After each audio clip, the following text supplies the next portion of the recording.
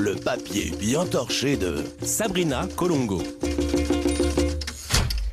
En cette période pré-estivale, les conseils en tout genre fleurissent dans la presse féminine. Mode, lifestyle, minceur, voyage. Sauf qu'on le sait bien, les magazines féminins nous mentent. Heureusement, aujourd'hui, je suis là pour rétablir la vérité. Bienvenue dans Les Bras Massés, la version glam et girly des bras cassés. Commençons sans plus attendre par la rubrique mode. Première chose, les pantalons fluides nous font des moches culs. Voilà, c'est dit.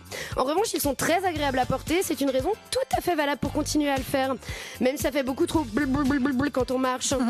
Par ailleurs, arrêtez de prétendre que vous portez des Birkenstock pour leur confort. C'est entièrement faux. Ces sandales réalisent l'exploit d'allier le manque d'esthétisme et le confort de souliers en bois. Oui, même quand elles sont de deux couleurs différentes, Charla. On passe maintenant à la gastronomie. C'est la saison des tomates cerises, abricots, mozza, arancini, petites boules de melon, encore de glace. Mais pourquoi tous les aliments d'été sont ronds? De mettre de la forme du soleil, gna gna gna. Grandissez un peu et osez faire le grand écart géométrique. Un toast carré, une asperge allongée, un apéricube. Bref, sortez du cadre. Petit rappel, il est déjà trop tard pour maigrir avant l'épreuve du bikini. Donc autant manger à votre faim, mes chéris. Mais bon, on passe quand même à la rubrique minceur. C'est la tradition dans les magazines féminins. Eh bien, petite pensée pour nos consoeurs suisses-allemandes.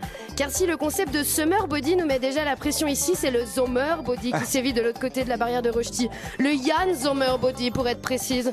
Et c'est vraiment difficile pour une lady d'avoir le même corps que le gardien de but de la Nati. Les standards de beauté sont décidément de plus en plus irréalistes. Côté immobilier. Si vous avez la chance de vivre sur l'Arc Lémanique ou le littoral neuchâtelois, pourquoi ne pas considérer que le lac est en fait une immense piscine en copropriété?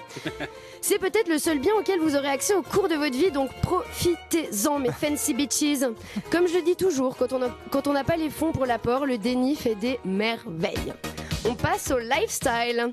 La saison de la baignade est officiellement ouverte et un rappel sur l'étiquette urinaire en milieu aquatique s'impose. Pipi dans la mer ou dans le lac, c'est oui, à condition de respecter les distances de sécurité. CF, notre numéro consacré au coronavirus.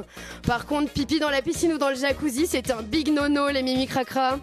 Ce n'est pas moi qui invente les règles, c'est un consensus démocratique, point barre. Psychologie. Si la dépression hivernale est tristement célèbre et abondamment documentée, connaissez-vous son pendant d'été?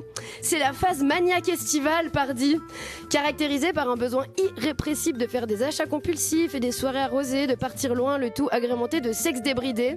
Cela dit, pas de honte à avoir, c'est juste votre côté bisolaire qui s'exprime, mes queens. Conseil beauté.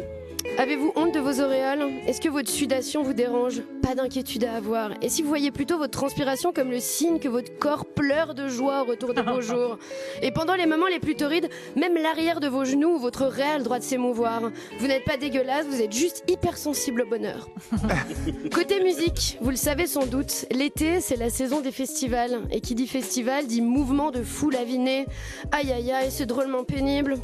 Le seul moyen de supporter tout ça, c'est de devenir la foule avinée qui pousse au lieu de la subir. Fake it until you make it. Love quiz.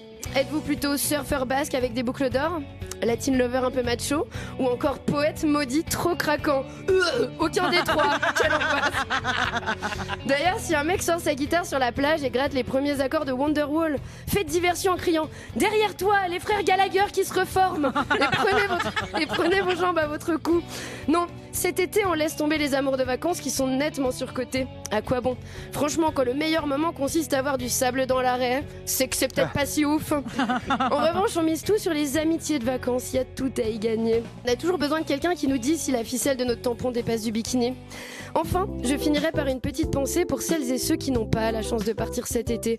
Pour rappel, rien ne vous empêche de boire des citronnades et d'aller faire un plouf tous les jours après le travail. Littéralement rien.